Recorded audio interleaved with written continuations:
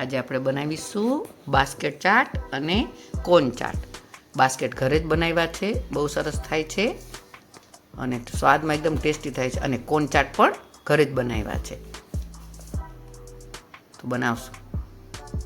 2 cup લેશું મેંદો અને સ્વાદ પ્રમાણે નમક એડ કરશું અને અડધી ચમચી નાખશું હિંગ અને 3 ચમચા મોણ એડ કરશું. થોડું મોણ વધારે હોવાથી એકદમ બાસ્કેટ ક્રિસ્પી બને છે. બધું મિક્સ કરી લેશું અને આવી રીતે મુઠ્ઠી પડતું મોણ એડ કરવાનું છે. અને હવે ધીમે ધીમે પાણી એડ કરીને આપણે કણક બાંધી લેશું. બહુ કઠણે નહીં ને બહુ ઢીલી નહીં, એવી રીતનો આપણે ડોર બનાવી લેશું. આવી રીતે બાંધી લેવાનો છે. આ ઘરે બનાવવાથી એકદમ સસ્તી પડે છે બહારની ચાટ લેવા કરતાં. ઘરે બાસ્કેટ સરસ બને છે. હવે આપણે અને અડધી કલાક લોટને રેસ્ટ આપી દઈશું. હવે જોઈ લઈએ આપણે લોટને. ફરીથી થોડો કૂણવી લેશું. હવે થોડું તેલ એડ કરશું અને ફરી કૂણવશું. આવી રીતે એકદમ મસ્ત ઢીલો લોટ કરી લેવાનો, એકદમ કૂણવીને. તો આપણો લોટ હવે કૂણવાઈ ગયો છે.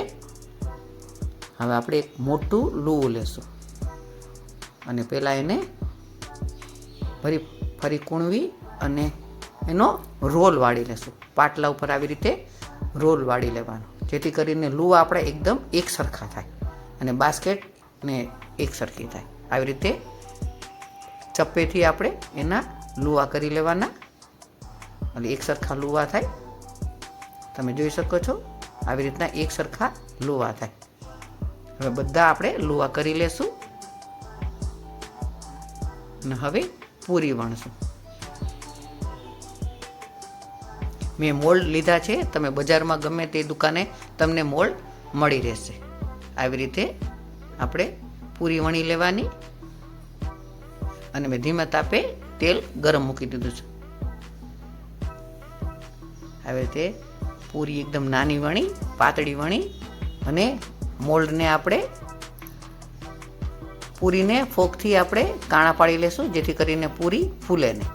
અને મોલ્ડને પણ આપણે ગ્રીસ કરી લેશું. આવી રીતે ગ્રીસ કરી લેવાથી આપણે બાસ્કેટ તરત જ તેલમાં નાખવાથી ખુલી જાય અને સરસ મજાની બાસ્કેટ તૈયાર થઈ જાય. હવે આપણે આવી રીતે આમાં પૂરી મૂકી દેશું અને બધી બાજુથી સરખી કરી લેશું. આવી રીતે સરખી કરી લેવાની અને ઉપરથી બીજો મોલ્ડ મૂકવાનો અને એ મોલ્ડને પ્રેસ કરવાનો, જેથી કરીને આપણી બાસ્કેટની ડિઝાઇન એકદમ સરસ પડે. અને વધારાનો જે લોટ છે એ આવી રીતે બધો જ કાઢી લેવાનો. આવી રીતની આપણે બધી બાસ્કેટ તૈયાર કરી લેશું અને ડબલ જ મોલ્ડ લેવાનો, જેથી કરીને આપણી બાસ્કેટ એકદમ સરસ થાય. આવી રીતે બધી વણીને આપણે બાસ્કેટ તૈયાર કરી લઈશું અને ધીમા તાપે એને તળી લેશું. ઘરે બનાવવાથી એકદમ સરસ ક્રિસ્પી અને સસ્તી પણ બહુ જ પડે છે. આવી રીતે ધીમા તાપે તળવાનું અને પછી આપણે એને ઉથલાવી લેવાની. ઉથલાવી લેશો એટલે તરત મોલ્ડ છે એ નીકળી જશે અને બાસ્કેટ તળાઈ જશે. આવી રીતે મોલ્ડ બધા નીકળી જાય છે. તમે જોઈ શકો છો એકદમ મોલ્ડ નીકળતા જાય છે અને બાસ્કેટ તળાતા જાય છે. અને બાસ્કેટ એકદમ ગુલાબી કલરના સરસ મજાના ક્રિસ્પી એવા તળવાના. તમે જોઈ શકો છો આપણા બાસ્કેટ તળાઈને રેડી થયા છે. આવી જ રીતે આપણે બધા જ બાસ્કેટ બનાવી લેશું. મસ્ત એકદમ ક્રિસ્પી થયા છે. હવે પાછી પૂરી વણશું અને હવે આપણે કોનમાં લગાડીશું. કોનનું પણ મેં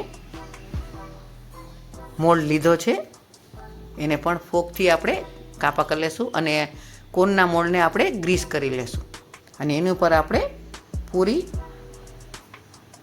લઈ લેશું અને થોડું પ્રેસ કરી દેશું, જેથી કરીને એ પણ સરસ મજાનો થઈ જાય. આ પણ મોલ્ડ અલગ થઈ જાય છે અને આપણું કોન પણ અલગ સરસ થઈ જાય છે. આવી રીતે કોન તૈયાર થાય છે. ધીમે તાપે એને પણ ફેરવી લેશું આપણે અને ધીમે તાપે થવા દઈશું. હવે આપણું કોન પણ તૈયાર છે. આવી રીતે પ્રેસ કરશું એટલે તરત જ નીકળી જશે અને આપણું કોન પણ તૈયાર થઈ જશે. તમે જોઈ શકો છો મસ્ત કોન તૈયાર થયું છે. આવી રીતે કોનને પણ બધા આપણે તળી લેવાના. આવી રીતે કોનને પણ તળી લેશું. હવે બાસ્કેટ ને કોન બંને તળાઈને તૈયાર થઈ ગયા છે. હવે એને અનમોલ કરશું.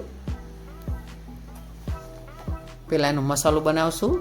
1 ચમચી શેકેલું જીરું છે, 1 ચમચી ચાટ મસાલો છે, 1 ચમચી મરચું પાવડર છે અને અડધી ચમચી છે સંચર પાવડર. બધું જ મિક્સ કરી લેશું.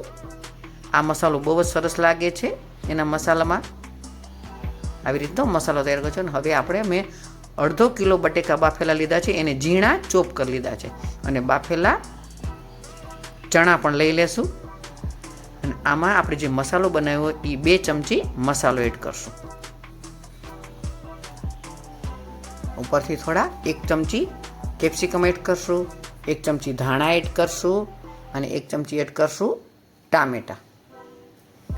ફરી બધું મિક્સ કરી લેશું અને આપણે બાસ્કેટનો મસાલો તૈયાર કરી લેશું. આપણો મસાલો તૈયાર છે. હવે આપણે સર્વિંગ પ્લેટમાં બાસ્કેટ લઈ લેશું અને મસાલો એમાં લઈ લેશું. આવી રીતે 1 ચમચી મસાલો જાય છે એક બાસ્કેટમાં. મસાલો ભરી દો. ઉપરથી ધાણા, કાંદા છે સ્પ્રિંકલ કરી લેશું, પછી ટામેટા અને કેપ્સિકમ આ બધું થોડું થોડું એમાં ઉપર એડ કરશું. હવે આપણે લસણની જે ચટણી બનાવી હતી એ લસણની લાલ ચટણી એડ કરશું ઉપરથી. બધામાં અડધી ચમચી. તમારે જેવું તીખું ખાવું હોય એવી રીતે તમે એડ કરી શકો છો. ઉપરથી ગ્રીન ચટણી ધાણા મરચાંની કરશું એડ. આવી રીતે બહુ સરસ લાગે છે. ઉપરથી વલોવેલું દહીં એડ કરશું. દહીં પણ અડધી ચમચી એડ કરશું. અને ઉપરથી એડ કરશું ખજૂર આંબલીની મીઠી ચટણી. બધામાં આપણે થોડું એડ કરશું. ઉપરથી મસાલા સિંગ એડ કરશું.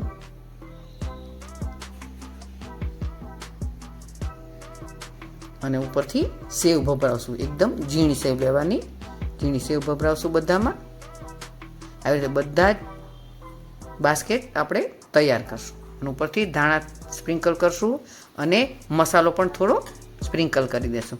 તો તૈયાર છે આપણી બાસ્કેટ ચાટ. આ બાસ્કેટ ચાટ બહુ જ સ્વાદમાં સરસ લાગે છે અને નાનાથી મોટા સુધી બધાને ખૂબ જ ભાવે છે.